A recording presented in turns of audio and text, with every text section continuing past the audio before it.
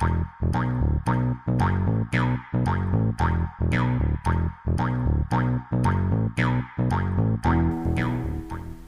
Thieves Olympics are being held in Japan, and Lupin is taking part in a race from the north to the south. It begins at the call of Zenigata's latest failed attempt to intercept Lupin. He then sets a barrier up at the Tsugaru Strait. Unfortunately for him, Lupin is hanging back for now. Lupin uses the pile of block cars to jump the barrier and land in the sea. He progresses using his car's aquatic setting, and the American and Soviet racers also manage to pull away. Lupin continues to hang back, but he's also concerned about a larger vehicle behind them. As they approach a tunnel, the cars in front collapse the exit. The vehicle behind then arms itself and closes in on Lupin and Jigen. Fortunately, they dodge by pulling a Men in Black on the tunnel, and as a bonus, the rubble blocking the exit is cleared. The US and Russian racers try a deluge of attacks on Lupin, but he manages to dodge them all. Watching this is a bandaged figure wanting revenge for the events of half a year ago. None other than Phantom Mark III. You thought I was going to say Mr. X, didn't you? Zenigata watches the race continue, in despair that he's not allowed to do anything, as it'd be seen as interfering and potentially damaging foreign relations due to too many people watching. He does at least get the go-ahead to arrest Lupin when the race is over, knowing Lupin's going to win anyway. Lupin decides it's time to pull ahead, but the other two cars team up to sandwich him in, showing that even in the 1970s there was hope for improved Russian-American relations. Or something. Anyway, not helping Lupin is they cut off his exit points and have their own weaponry to grind him into dust. Spotting a plane overhead, Lupin and Jigen realise they're near an airport and redirect themselves towards it. They head for the landing strip, causing the other two cars to disperse and crash, and allowing Lupin to escape. Meanwhile, Fujiko informs Goemon of Phantomar's involvement, so they fly out to his lighthouse base and Goemon slices it in two. Lupin crosses the finish line, hitting a button that causes an earthquake. He and Jigen sink, but manage to escape with ejector seats. Fujiko catches them and questions them for even entering the race, with Lupin responding that it's all about pride. Just a reminder that Lupin loves high thrill racing as well as sealing. I think my main complaint is that despite this all being a way for Phantomar to get revenge, he himself doesn't really do anything besides watch. Given the very first episode had this plot, they may as well have just made it Mr. X again, especially as Junpei Takiguchi voiced them both anyway. Still, that aside, this was fun to watch. It takes from episode 1 as a premise, but with the many episodes worth of extra characterisation, it allows for the characters to act in a more fleshed out manner.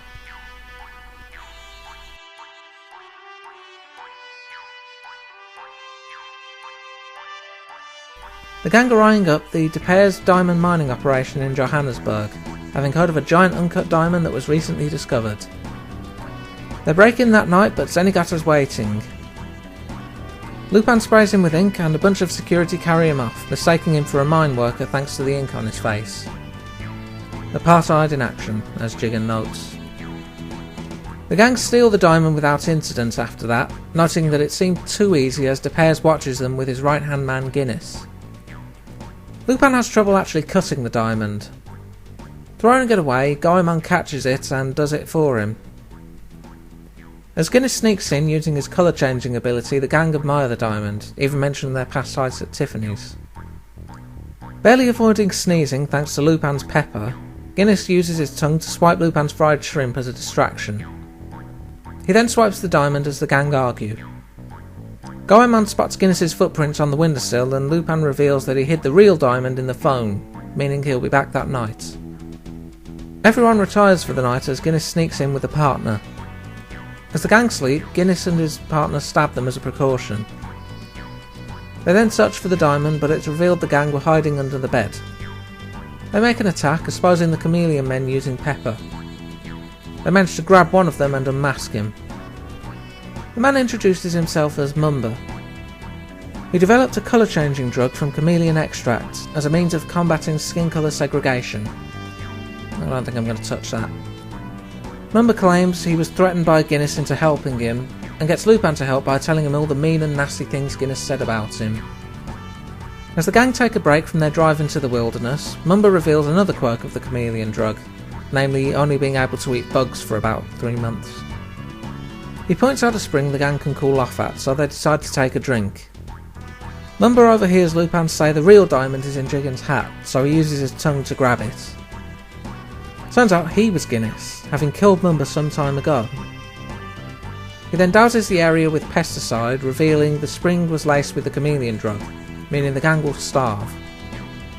Satisfied the gang are taking on the traits of the drug, he flies off, but it was all a ruse. Lupin didn't see any wrigglers in the water, so he told everyone to fake drinking it. Zenigata's not so lucky, as he was hiding in the spring, so he actually was affected. As for the diamond, there's a tracker on Jigen's hat, so they'll be able to follow Guinness wherever he goes. The whole reason for this scheme was so the pairs could get the diamond cut properly. Guinness also reveals the diamond's taste allows him to eat normal food. Watching from above, Lupin makes a successful grab for the diamond, so Guinness and the pairs chase him in a chameleon tank. The tank runs the gang off the road and forces them to jump off a cliff to escape it. The tank disguises as a rock they landed on, and they end up backed into a dead end. Bullets don't work either, so Lupin has Goemon recut the diamond into a bullet. That one works, and Fujiko counters the chameleon power with hydrogen peroxide. The episode ends with Zenigata still wanting bugs and Lupin hiding in a flower bed to jump Fujiko, but getting stung by a bee for his trouble. Probably not an episode that would be made more recently, or if it was, it'd be rewritten in more than a few areas. Still, not like it's glamorising the apartheid or anything, just saying that it's going on. Different times, I suppose. The episode itself has some decent back and forth, though as the gang themselves mention, they seem to keep getting away with their stealing a bit too easily, and it takes away from the thieving action side of things. The Pairs himself could probably have had more to him too. However, saying all that, I do still like that the gang are always one step ahead of Guinness.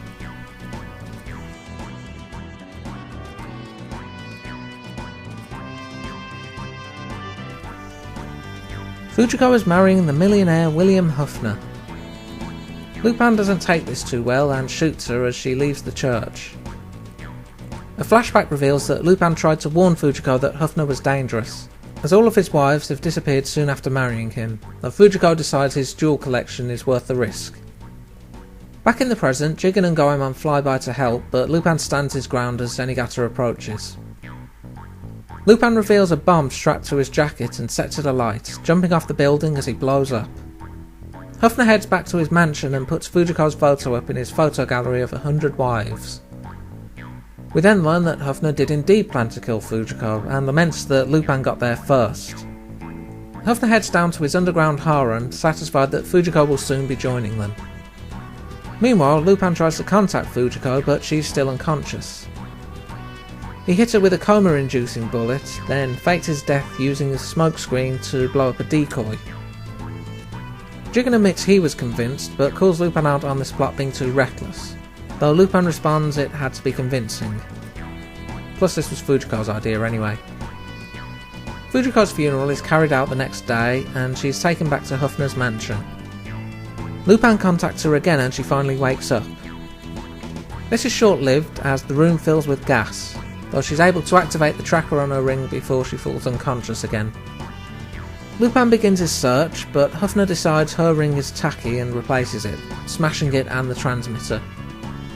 Jigen and Goemon head into the mansion to try and help, but get shot at and Jigen loses his hat in the fountain.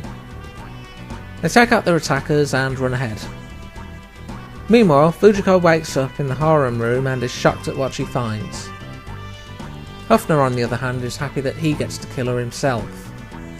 The gang arrive in the pool room but think it's a dead end.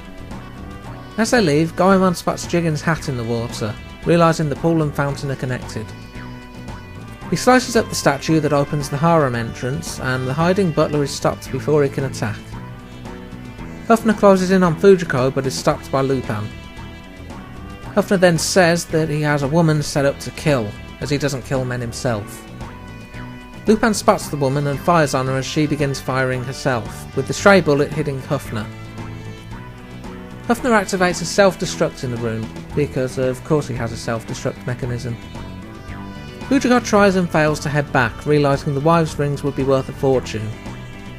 Still, she has one of them, and as Höfner's widow she's still entitled to his assets, so not everything is lost. So this episode is pretty much the tale of Bluebeard with a Lupin spin. By this point, we as an audience know that of course Lupin wouldn't actually kill Fujiko, so the entertainment factor comes from what he and the gang are trying to get at by faking it. Definitely a tense episode, especially in the latter half when Höfner realises he's been duped.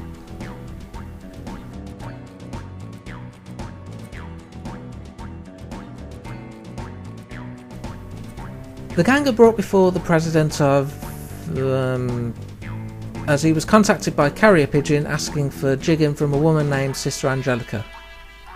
The plan is to smuggle out Dr. Othello, the leader of a rebel group in the African nation of Barodias, and help him establish an independent government. Jigen reveals he knows Angelica from his earlier days as a hitman, on the run after killing the son of a mafia boss. Angelica involuntarily lent him her car to fight off some pursuers, and as a result he feels he owes her. Angelica's overjoyed to see Jigen again, and the gang detail their plan to Othello. Othello's hesitant, not wanting to break morale, but Angelica convinces him to go and she'll fight in his place. As a parting gift, Othello gives her a rosary. Lupin and Goemon lead him away while Jigen stays behind to offer help. An air assault begins, overwhelming their base. Jigen and Angelica hide downstairs, finding Othello's lab. Kind of a sparse lab, but the assault proves too much before they can investigate and the entire base is destroyed. Othello thanks Lupin for his help escaping before heading off. Unfortunately, a missile strikes his plane down. Angelica and Jigen survey the aftermath of the bombing. Running around in her despair to find survivors, Angelica steps on an unexploded bomb. She dies in Jigen's arms, confessing that his leaving is the reason she became a nun, but she's glad she got to see him one more time. Lupin and Goemon look over Othello's destroyed plane when Jigen catches up and reveals this was all a trap. Othello is alive and was working with the president to destroy the rebellion for Barodias' resources, his real name Brennan. The gang meet Fujiko and she reveals that Brennan is actually white, having encountered him in the past prior to an extended hospital stay that happens to match up with Othello's prominence. She meets with Brennan for food and champagne, bringing the glass back to Lupin. Lupin uses graphite dust to bring up matching fingerprints on the glass and Angelica's rosary. The gang head to the president's golf course and reveal the truth. Jigen explains that he realises the lab was actually a tanning booth that Brennan was using, and likely chose the name Othello for the Shakespeare character, being as he was usually portrayed in blackface in the olden days of theatre. The president laughs them off, as who believeth gang of thieves. Senigata arrives to escort them, but they take off without him and attack. Lupin fires back and Goemon slices at the helicopter, allowing Jigen to bring it down. Jigen then visits Angelica's grave, asking for her forgiveness and reminiscing about their past. Keeping with tradition, if there's a woman who's a love interest to Jigen, expect it to end in tragedy. I don't find this one quite as good as episode 58, but I did at least see some connection to Angelica there, given Jigen rarely breaks down. Also worth noting is that this episode debuts Jigen's theme, Tornado, a spaghetti western style track that goes with this whole gunslinger character. Next time, a battle with a fortune teller, a diamond producing robot, a deadly musician and a robbery involving ramen takes us past the halfway point to episode 80. Until then.